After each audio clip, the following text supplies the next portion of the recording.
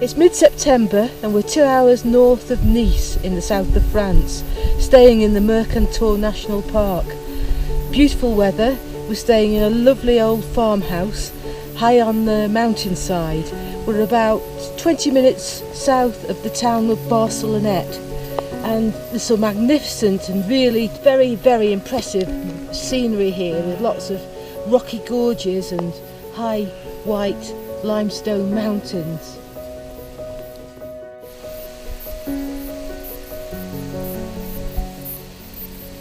Starting off with a circular walk. It's not too hot, but we are late setting off, it's midday. And that hill behind, that mountain top there, is called the Pan de Sucre. Pan de Sucre, and there's a sign here, on here, which says about it. And we're going to go up over a col to the left of that, probably get a little bit closer, but there's some fantastic rock strata up here, lots of folds and all the contortions are bent into zigzags. It's amazing really.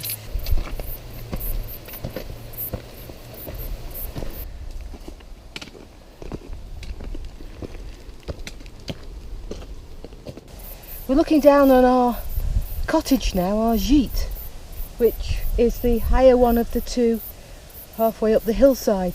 This is the valley of the river called the Barcelonette, which runs up to the Col de la Cayolle.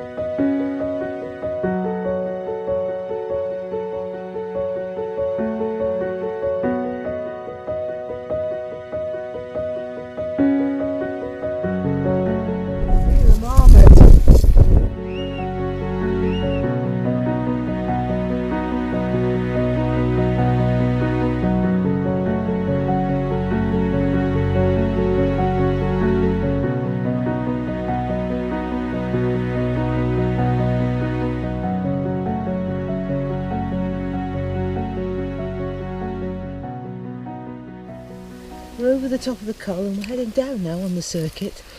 Not sure yet how far it is, but it's not a very long walk, but I still think we've got some spectacular scenery ahead of us. According to the map, we're going to head down a bit further, then turn left and walk through this narrow valley. It must be very rocky and craggy. I'm hoping it's going to be spectacular. But we'll have a look. And you can hear the crickets everywhere. It's about 5 o'clock in the afternoon and it's very, very peaceful. And we've seen something in the woods, not sure what it is, whether it's a deer or it's an animal with ears with horns that are curved backwards, and it's got a dark stripe on its back and a really nice face with dark markings either side of its head.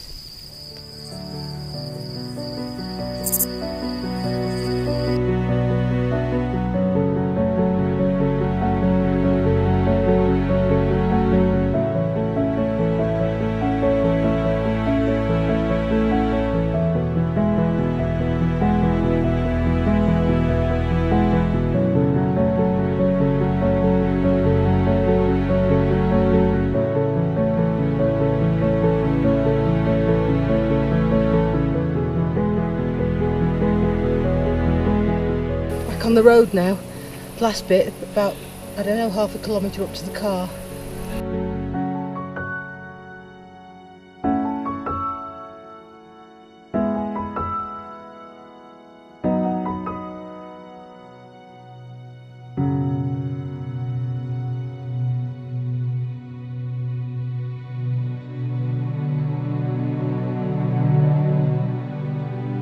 Nearly at the summit of the Col de la Bonnet, but we've stopped to look at some of the wartime sort of forts that are dotted along this bleak ridge. The rock's really black around here and it's a very sombre area, but the views are absolutely magnificent. Just especially east today towards, I think must be the Italian Alps. It's terrifically clear.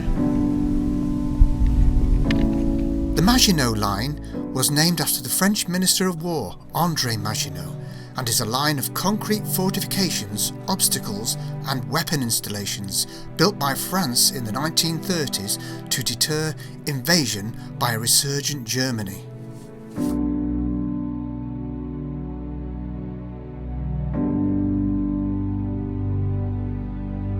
The GFM cloche was one of the most common defensive armaments on the Maginot Line. The cloche was a fixed and non-retractable firing position made of thick iron casting which shielded its occupant.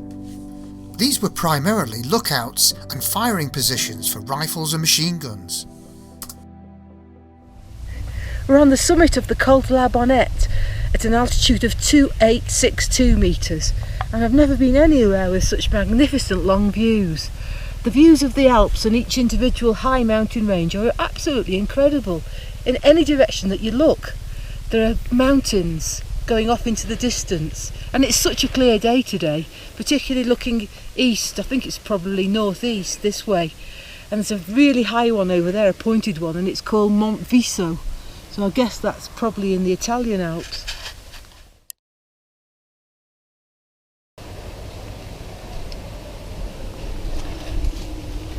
We're at Annot. It's a medieval town, and we've just explored the town, and now we're going to walk out of town on these footpaths here, and we're going to walk up to Les Grès d'Annot, and we're going to go first of all on this blue route looking at the various features. I think there are houses built against rocks and things like that. Then further up it's quite well known for climbing.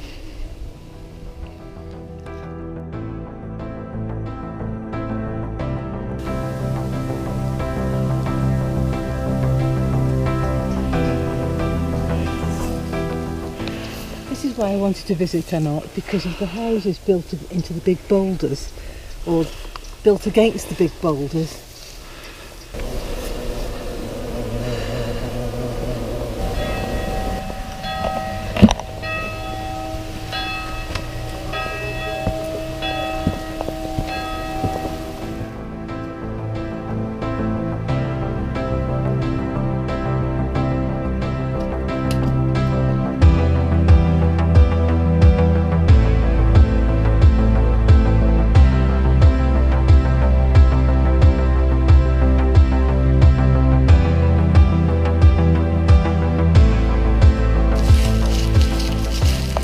Hypothesising how these rocks have got such strange shapes, why they're shaped like this, and I think it's because there's a band in each of these rocks that are shaped like mushrooms, a softer band which erodes out first, and it was probably eroded out by a lot of wind sculpture thousands and thousands of years ago. Perhaps, there weren't any trees here and this was on the top.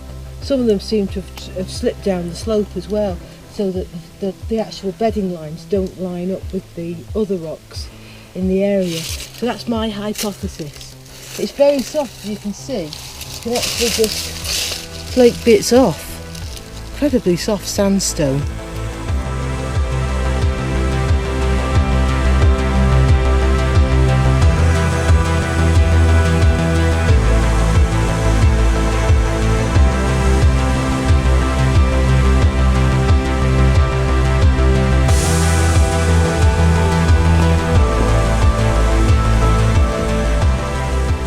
This shows clearly where the sandstone is harder, and then you get these very soft shaly bands where it's very soft and it's eroding back in.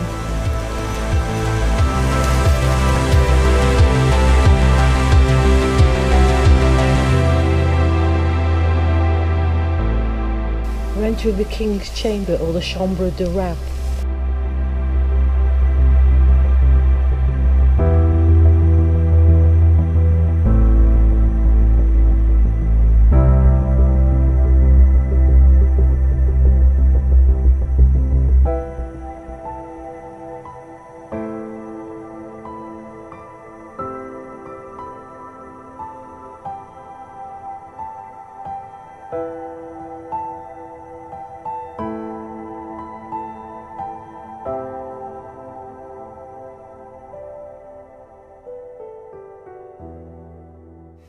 Today we're visiting Lac d'Allos. We've just driven over an hour from where we're staying near Barcelonette, over a very high pass, the Pass d'Allos. Got to stop there on the way back because there's some good walks along the ridges either way from the top of the pass, and we're just about to set off now, and it's another cloudless day.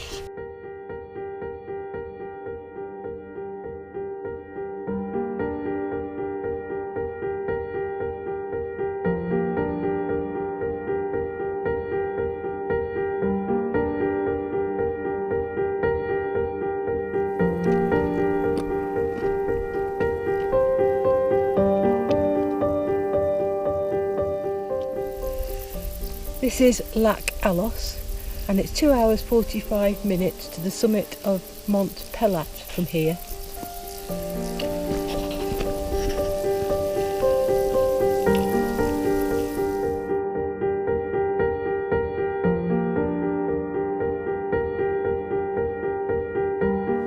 We're studying the backside of Mont Pelat, trying to work out how easy it is to go and walk up it. We're perhaps going to do that if the weather lets us another day from the summit of the Col de la Cayolle, which is over the other side. And we're walking on the Lake Allos side, so we're going to perhaps walk up to this petite Col de Cayolle now, just depends. It's very hot and it's nice in the trees because you've got a bit of shade, but when you get up onto the tops up there, absolutely no shade whatsoever. And I'll have to do my coat over my head again job. But, the path up Pelat, we've seen it, it goes across the scree slope high up there. It's all white glary rock. Looks like limestone, not sure that it is, but it's a 2 hour 45 minute walk supposedly from Lac d'Allos. But we've set off too late, as usual. You wouldn't think you're doing 2 hours 45, would you? Really? It looks too big. That would be going flat out and no rest.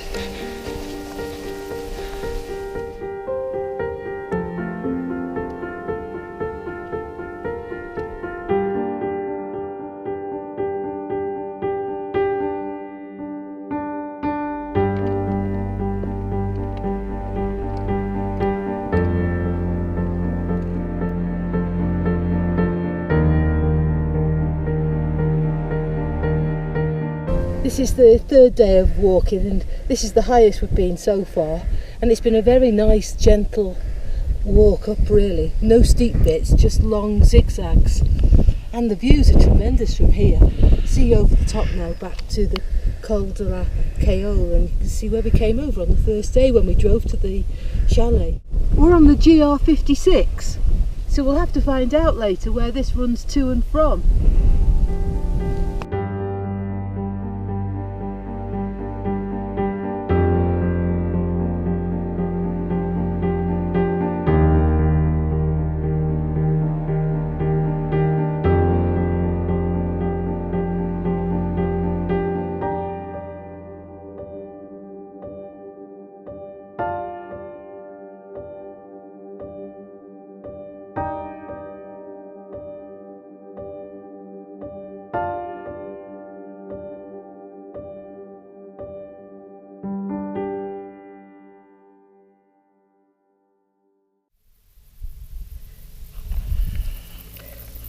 Today we're attempting Mont Pelat. It says 3 hours 45 from here. It's an hour longer from this side, but it's a lot shorter to get here. It's only about 20 minutes from La Rousse.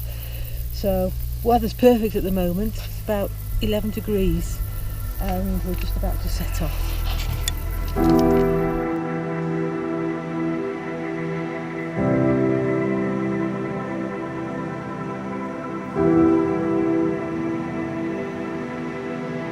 We're halfway up to the Col de la Petite Cayolle, coming up from the other side.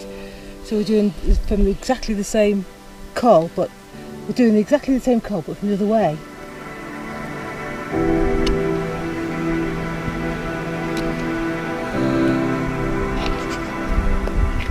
On top of the Col de la Petite Cayolle again, and it's a few hours earlier than yesterday.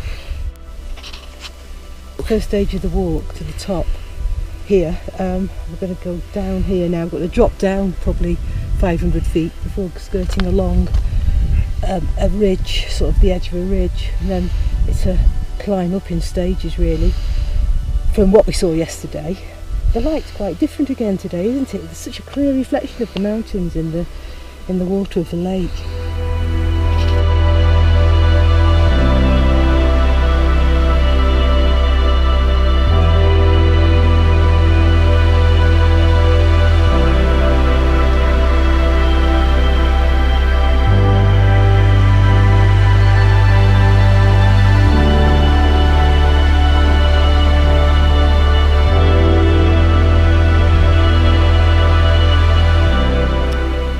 Just left the meadows now and we're heading onto the scree slope, so there's a great big long zigzag at a very sort of gentle angle to get us up onto the final slope, I think, before the pinnacle of the summit, which looks rocky, but we'll see when we get there.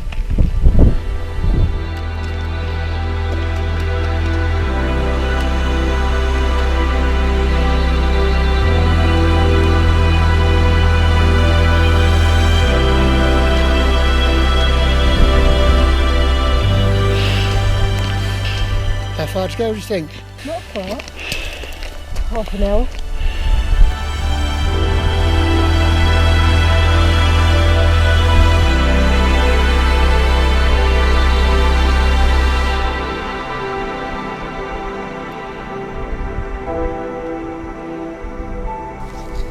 We're just reaching the final ridge now for the final approach up the top of that pinnacle there. It's a bit of a rocky ascent. It slowed those two people in red down in front of us a little bit. I don't know how long now. What do you think, 20 minutes? Yeah, I think so.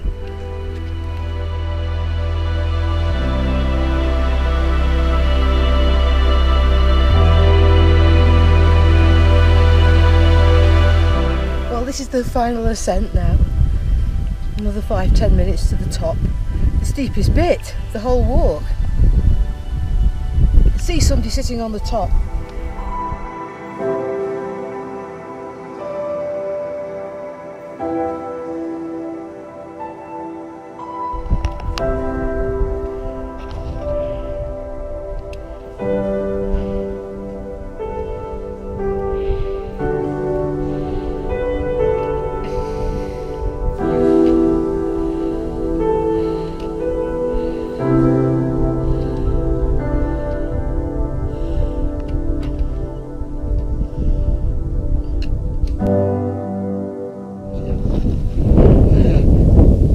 Made it to the summit. It's over 10,000 feet high and we're looking over towards Mont Blanc, which is over 175 kilometres away in a northerly direction from here, slightly east of north I think it is. How long has it taken us? 3 3/4 hours to get to the top. We'll have to work out the altitude gained when we get back, I think. Look at the map. Yeah. We've got to have something to eat now. What's going on here? Just gonna... It's not cold, I'm just keeping the sun off my head. Just have something to eat. Keep an eye on the clouds as well, there's something coming in over there. Setting off back down. It's a long way.